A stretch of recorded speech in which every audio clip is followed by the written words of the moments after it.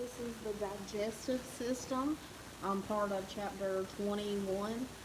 We've already went over respiratory system, and so now we are going to go into the digestive system. Alright, so the objectives of this is the anatomy and physiology of the digestive system, and then we're going to talk about chemical digestion of food.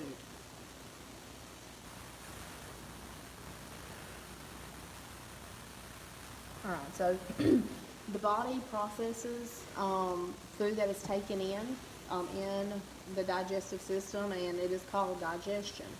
The process of building living tissue from the digestive food is assimilation. Your digestive system contains the organs that break down your food into sugars, amino acids, fats, vitamins, water, all that good stuff that you need.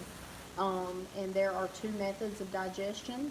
There is the mechanical digestion, and then there's chemical digestion. Now, mechanical is going to be like grinding and mixing of the food in the digestive system, and then the chemical breakdown is when the food goes into all the substances that we need, and it's kind of separated and is broken down that way. Alright, so it says, are you what you eat? I don't know, this kid kind of looks like a cheeseburger, so who knows. Alright, so anatomy and physiology of the digestive system. Alright, so the alimentary canal is a tube that is about 9 meters long that runs from the mouth to the pharynx. And then the main section of that canal is the mouth, the pharynx, the esophagus, stomach, intestines, and anus. And so that's the complete travel path of food. Food is moved through the canal by waves, and peristalsis is the type of muscular contractions that happen. And so these are contractions that happen automatically. They're involuntary, like they're just going to happen, and we don't have to make it happen. When we swallow, that's the first step, and then after that, the muscles are going to keep moving and moving that food down through the canal, and it goes through the whole path of the digestive system. Now, the organs in the digestive system the stomach is going to be one of them, intestines, and there's a lot of different ones that we'll kind of go through them in just a minute, but one of the main accessory organs are the liver and the pancreas. They have a lot to do with the digestive system and how things work. We have talked about already how the liver makes bile, and bile helps break down fats in food, and then the pancreas helps with insulin levels, and that has a lot to do with sugar intake, and so we'll kind of go into that a little bit more. Alright, so this is what it's talking about. When it's talking about it's contracting all the way down, so it's pushing the food through the esophagus, through the intestines, into the stomach, all of those places. These contractions are pushing the food through. Alright, so mechanical digestion has to do more so with, food in the mouth is going to be moved around by the tongue, and it's going to be chewed up by teeth. The human mouth contains 4 types of teeth. We got incisors, canines, premolars, and molars. Incisors are in the front, and so they are going to actually cut into the food. The canines help tear food. The premolars and the molars are what's going to chew that food up, so it can actually be swallowed and not stuck in the esophagus as it's going down. And so there are 8 teeth that are the incisors, and so those are going to be those front teeth, top and bottom. Those are usually the ones you lose first, like when you're a kid. The canine teeth are the ones that have the sharper points to them because they're more for tearing. They're called canine teeth too. When you think about like a dog has really sharp teeth on the side of the incisors, and so because that's for tearing. And then the premolars and the molars are for grinding up the food, which is what happens in the back of the mouth. Alright, and then after premolars, there's actually wisdom teeth in the back, and some people get them, some people don't. Some people have to have them cut out because they have too many teeth in their mouth already. It just kind of depends. In the mouth, there are also saliva glands. There's 3 pairs of them, and that produces saliva, which is, water that helps digestive processes as well. They have digestive enzymes in it, and so it starts to break down food before it even starts to go into the esophagus and head down to the stomach. These ducts carry saliva to the mouth. And again, it mixes with the food, and it helps it's mixing as it's chewing, and it helps break it down and make it softer for swallowing as well. And then the enzymes in the saliva begin chemical digestion of starches, and so it's going to already start breaking down that, and again, it's really just making it easier and moist for it to be able to be swallowed. Alright, so here's an overview of the digestive system. The mouth mechanical digestion starts here, and then when you start to swallow at the back of the mouth, you're going to have the pharynx, and then it goes into the esophagus as it's going down, and then it goes into the stomach, and you have the liver here, which is producing bile to help break down fats, and then the gallbladder is where that bile is stored. We've talked about that. The pancreas, again, helps with insulin in the body. And then we have the small intestines, and that helps with a lot of getting the nutrients and stuff needed. And then the large intestines, and then in the end, the rectum, and the food, what is not used, the stuff that we don't need is going to be put out there.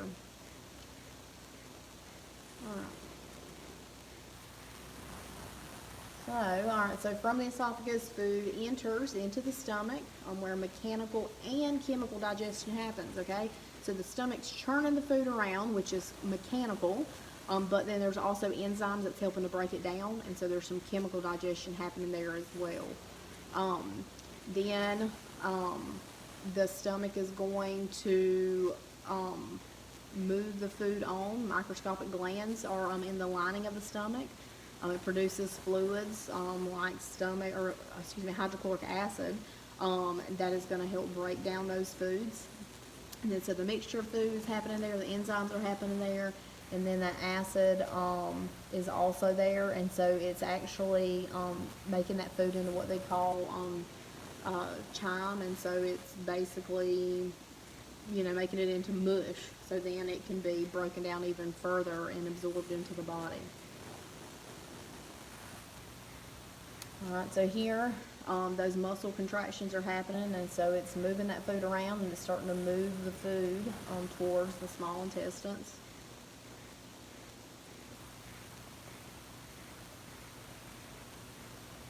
Alright, and so once that mechanical digestion happens, the chemical digestion process happens, and food is starting to be moved towards the intestines. The inner surface of the small intestines has many folds that are lined in there, and they're microscopic, and they have finger-like structures called villi, and so that's going to help move stuff along and absorb what it needs as it's going through the small intestines. And so this is a peptic ulcer is the most common type of internal ulcer. And what happens is if that mucus and stuff is not on the lining of the intestines and the stomach, and those stomach acids are in there, if it doesn't have that lining that's going to keep it from burning, then that stomach acid will cause ulcers in the stomach. And so really, like I said, it's a burning sensation. But a lot of people take, stuff over the counter for it, like Prilosec and stuff like that, and that helps with ulcers, peptic ulcers. And then there's, different, like Kaopectate and different medications that help line the stomach so acids don't damage it or hurt you. So at the end of the small intestines, the remaining undigested foods and fluids enter into the large intestines, also called colon. The primary function of large intestines is to absorb water and minerals, and so it's going to take in water and minerals at this point. The minerals that is left after the large intestine absorbs most of the water out, so all the stuff that's not used is going to end up being feces or poop. Then that is moved through the large intestines, and then it is going to exit the body from the anus. And so that is the last destination of the alimentary canal as it's went through. And so all the waste will be taken out of the body at that point. Alright, so it says, because the liver performs more than 500 functions, it is sometimes called the master chemist. One of the liver's primary functions is to produce bile, which we've talked about before in previous chapters. And so that aids in that fat digestion. The bile of the liver produces and is stored in the gallbladder, which is something we've also talked about. When a person takes in excessive amounts of harmful substances, the liver cannot always completely deactivate the substances or filter them out effectively. And so, for instance, when a person consumes alcohol, much of it is converted to a substance that, until it is broken down into other substances, is actually more toxic than alcohol. And so, liver can be damaged with substances that are harmful because they can't break it down and filter it like they should. And so it does cause poison in the blood and different things because of it not being able to process it. Makes it toxic. Alright. So the liver also secretes many substances into the blood plasma. Plasma, we had talked about before, carries nutrients and stuff in the blood. Including some materials that is used for blood clotting, and so that's pretty important for your blood to be able to clot, and so you want to take care of your liver. The pancreas produces enzymes used for digestion of proteins, carbohydrates, fats, and nucleic acids. The pancreas also produces fluids that contain high level of sodium bicarbonate, and that helps to neutralize the acids that's in that food that's been mixed up. And so, if the acids aren't neutralized, that's what causes those ulcers a lot of times, and other things that happen to the lining of the digestive system. So the pancreas is pretty important. It also produces insulin, a hormone that helps regulate the sugar in the blood. And so if pancreases aren't working properly, that's something that happens with diabetics and stuff too. And so they have to use synthetic insulins, injections, because the pancreas isn't really doing what it needs to do to level out blood sugar. Here is a summary of the physical digestive system and all the things that go along with it in the mouth. Lips, cheeks, tongues, glands, and teeth are all part of the mouth and the digestive system. Then the pharynx moves food along, esophagus, moves it to the stomach moves it all around with mechanical digestion, and then also with chemical digestion. Those enzymes are going to start breaking stuff down. In the small intestines, that's where it goes after the stomach. Any juices can be absorbed at that point. The pancreas and the liver does what it needs to do. And so you really just absorb most of the food that it gets absorbed into the body happens in the small intestines. And then in the large intestines, the water is absorbed out of it, and then all the minerals and vitamins that we need, and then what's left, the waste, is sent on out. Mechanical digestion of food. Most of the substances in food belong to one of the following groups. Okay, so we've talked about this before. It's either going to be carbohydrates, proteins, lipids, which is fats, vitamins, minerals, and water. Most of carbohydrates are going to be your sugars and your starches. Proteins make up amino acids, and that is what serves as enzymes and the building blocks for any tissue and organs in the body. And then lipids are fats and oils in food. And so all the mechanical digestion of food is going to break those down into those categories. All right, so vitamins are obviously things that we need from food. Minerals are the inorganic, so the vitamins are the organic substances, and then the minerals are the inorganic substances that we need. Being organic substances, that means that it's made up of living organisms and are essential for normal functions in the body. Inorganic means it's non-living, and so those are just the minerals that we get out of it. Water does not provide any nutrients, but it is essential for life. You have to have a certain amount of water daily. So here was just a breakdown of all the different things that happen within the digestive system, how enzymes work and all that good stuff. All right, so carbohydrates, proteins, lipids require chemical digestion before it enters the bloodstream. Vitamins, minerals, and waters can enter bloodstream without any further chemical digestion. Carbohydrates begin digesting in the mouth because of the saliva, the enzymes in the saliva.